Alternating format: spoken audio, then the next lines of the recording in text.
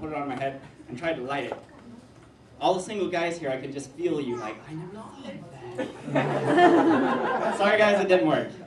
What did work was when I stumbled into my darkened kitchen, turned on the gas stove, and stuck my head in neck. Now, I can't rightly say how big the fireball was because it was on my head, but it was bright enough that it illuminated the entire kitchen, dining room, living room area and revealed one of my roommates on the couch, spooning with a girl. I want you to imagine this with me. I'm standing here, fire on my head. He's lying there intertwined with, I'm sure, a very nice young woman. We've both been caught. There is nothing good to do in a situation like this. Luckily, the fire started dripping down my neck, so I had to run out of the room screaming so I could throw my beanies in the pool. But after that, it was kind of awkward. I didn't want to go to my apartment again. So I just went for a walk, you know, pulled out my phone, sent my roommate a little text message. Hope I didn't ruin your day, rolling on the floor burning.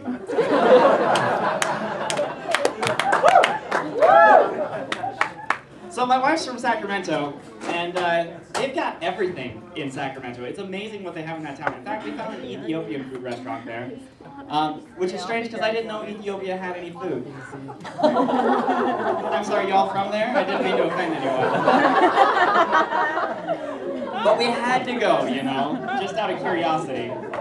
And I fully expected that we'd go in and they'd like seat us on the dirt floor and hand us a papyrus menu, you know. I'll take the large salmon with the side of stagnant water. But it wasn't like that at all. That's just my prejudices. It was actually a very nice establishment. They sat us in a booth and they gave us these glossy menus. And I looked and I discovered they have an all-you-can-eat lunch special. And at first I thought maybe it's all an Ethiopian can eat, you know, like they bring you an apple out, like that's all you get, that's all I can eat, that's all you can eat, fat American. But they brought us out this huge platter of food, and the two of us together, we couldn't finish it, so we boxed the leftovers up and sent them back to Africa. Yeah, sorry if you're from there. I don't mean to offend anyone. I find I do, though, sometimes. Lots of times I speak without thinking.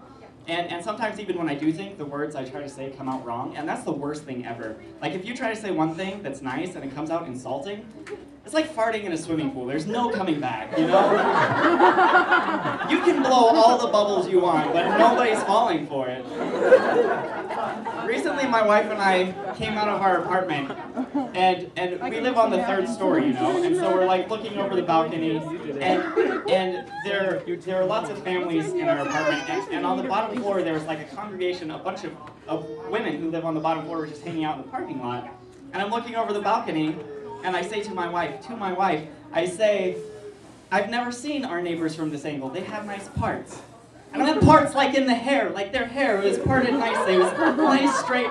But I said it to my wife, and they were women. You can blow bubbles all you want, but you're not coming back. Relationships are just tough. My sister started dating someone recently, and I'm a little confused about what kind of guy he is, because she described him as a practicing atheist. What do atheists practice? Like, do good active atheists gather on a day that's not Sunday at a place that's not a church and not pray to a lack of a God? Like, what do you practice as an atheist? Are good active atheists offended by TGI Fridays? Like, is that a place they just will not go? I'm thinking about opening a chain of atheist-friendly restaurants. It'll be TNCEI Friday. Think the natural course of events, it's Friday. I can expand this to other markets as well. For agnostics, we could have WSWTI Friday. Who shall we think it's Friday? For Buddhists, it would be ITWAACWHI. I think we can all agree we're happy it's Friday. Down in South America, it'll be TVMI Friday, Thank the Virgin Mother it's Friday. Up in Canada, it'll just be TGI Friday. Hey. So there's a Chevron at the end of the street, down by the stadium. I don't know if you've ever been there. I got gas there a couple weeks ago, and as I was paying at the pump, it asked me, would you like a car wash? I'm like, you know, I don't wash my car enough. I bought a car wash. I finished filling my tank, got in my car, drove around a couple times. They don't have a car wash. And so I went in the building. This is true, you can try it, but don't buy a car wash. I went in the building and said, hey, I bought a car wash. And she's like, oh yeah, you're gonna have to drive down University Parkway to the car dealership and get a car wash there. Like, seriously? Thank you. Like, why doesn't the pump offer other things that you don't have? Like, thank you for buying gas. Would you like fries with that? Yes. You'll have to go to Rexburg. We'll call them and tell you you're coming. Just like, what? Useless. I feel bad for the girl who works there though, because I bet she gets a bunch of angry people like, where's the car wash? It's gotta be a hard job. But not the hardest job in the world. The hardest job in the world is actually not in the world, so I should rephrase that. St. Pete. St. Peter, the guy who admits all the dead people, that's gotta be an awful job. And like, it's a heavy workload anyway, but certain days would just be awful. Yeah, St. Pete here. Moses did what? The entire Egyptian army? Do you have any idea what that's gonna do to it? Okay, I'm sorry, just wish you'd consult me in these things sometime. All right, here we go. Next! Yeah, how did you die? Oh, you were chasing the escaping children of Israel and suddenly died in the Red Sea? Yeah, I heard about that. You're actually gonna have to take the escalator down all the way. Are you with him? Are you all together? Your attention, please! If you're part of Pharaoh's army that just got pwned, please take the escalator down to hell. No, we're not going to weigh your heart against a feather. That's not how we operate here. Down in hell, they're like, Pharaoh, party of 250,000? Pharaoh?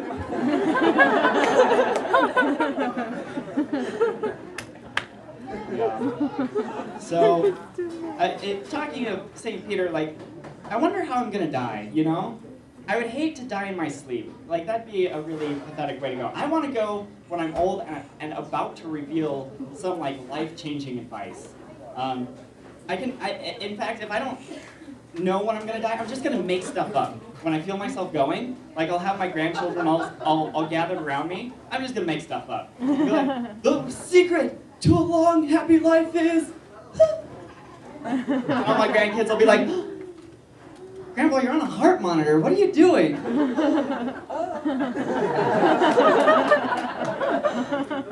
Knowing me, though, I probably will die in my sleep, because I do really weird stuff in my sleep. Like, really, really bizarre stuff. Once when I was a kid, I had a dream that I had a lemonade stand, and when I woke up, I discovered I had made $2.50. I still don't know how that happened.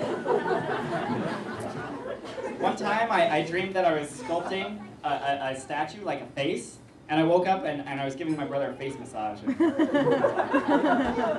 One time I had this dream that I had to perform an emergency appendectomy, and when I woke up I realized I had permanently jeopardized my lifelong friendship with my mom's cat, Whiskers. Incidentally, Whiskers' name was subsequently changed to Twitches. Poor Twitches. So, we're in that part of the year now where we have no more holidays. And I don't know what's up with that. Yeah, sure, Easter's coming up, but the Easter Bunny, like, I don't know what I did to tick that guy off, but he hasn't brought me anything in a long time. I unfriended him on Facebook recently. But we're in that part of the year where there are just no more holidays. For some reason, we grouped all our major holidays right there at the end. You know, there's Halloween, you get lots of candy, and Thanksgiving, you get lots of turkey, and then Christmas, you get lots of everything, and then New Year's hits, and we're just done for the rest of the year. And I've been wondering why that was. And at first I thought maybe it was really strategic, you know, group them all together, people buy more stuff. But then I realized, like, maybe the reason we have New Year's resolutions is because they're all grouped together. Because Halloween comes and you just binge on candy, right? And then November 1st comes and you're like, oh man, I'm never eating so much candy in one setting ever again. But then a couple weeks later, suddenly you're binging on Thanksgiving turkey and stuff. And the next day you're like, oh, I can't even move, it hurts so bad. But then Christmas comes, and it's all figgy pudding and fudge, and you just can't stop. And finally, when New Year's Eve comes, you're just done. You're sick, you know? You're like, I'm never eating again. I said that last year. We should make this a tradition. There are lots of weird holiday traditions. My grandma lives in Idaho, so instead of sending out fruitcake, which is a weird tradition anyway, she always sends out meatloaf. It's kind of gross. And not a funny joke, as it turns out. I think DI should start selling gift cards. I think that'd be great. They'd probably all be from Target and say $25 and now only have $7.50, but it could be really handy.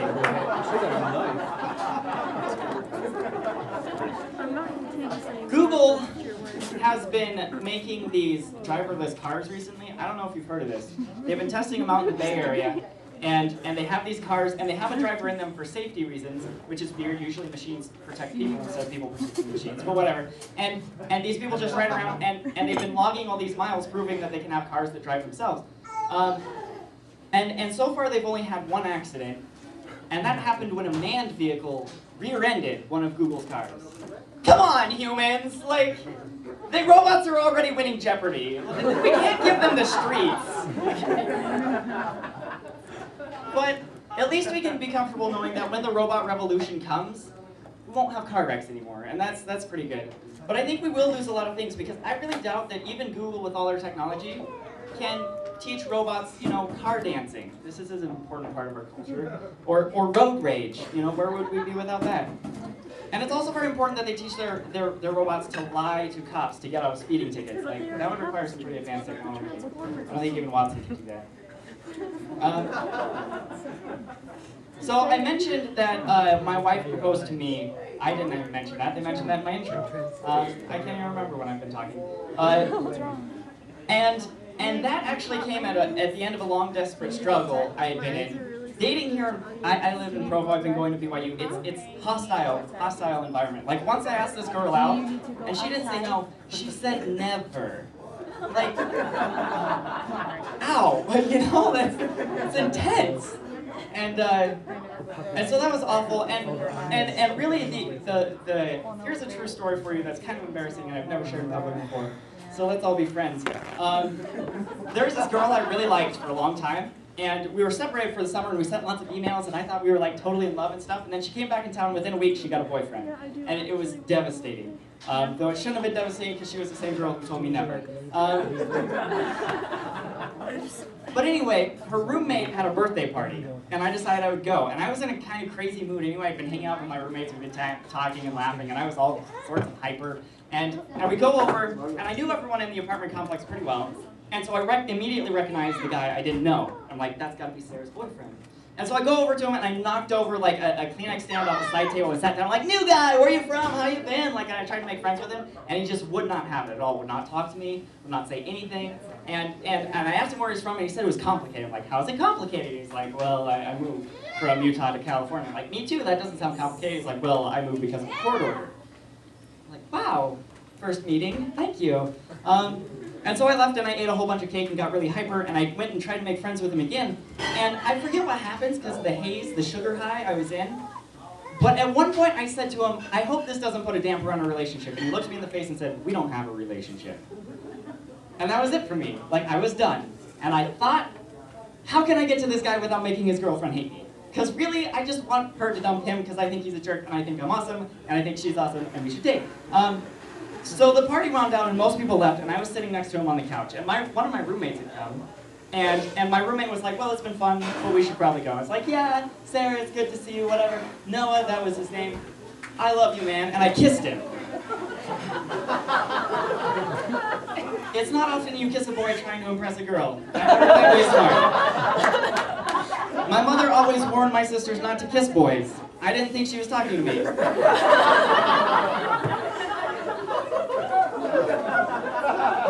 But me and that girl, we never dated. We never did. Like, it did not work out. And after that, I gave up and went into stand-up comedy. Like, whatever. Like, if I can't get dates, I'll make people laugh. And my very first show as a stand-up comedian, we got this card.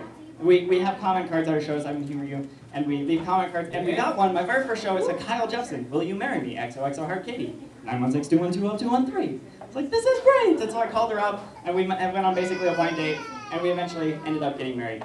And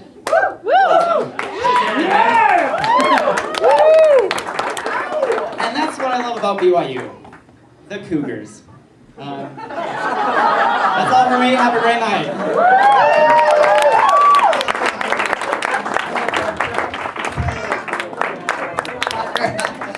One more. As I was 11 o'clock. Alright, next. I have a cheat sheet with things about each person. And I don't even know how to use this one because it just says he can breathe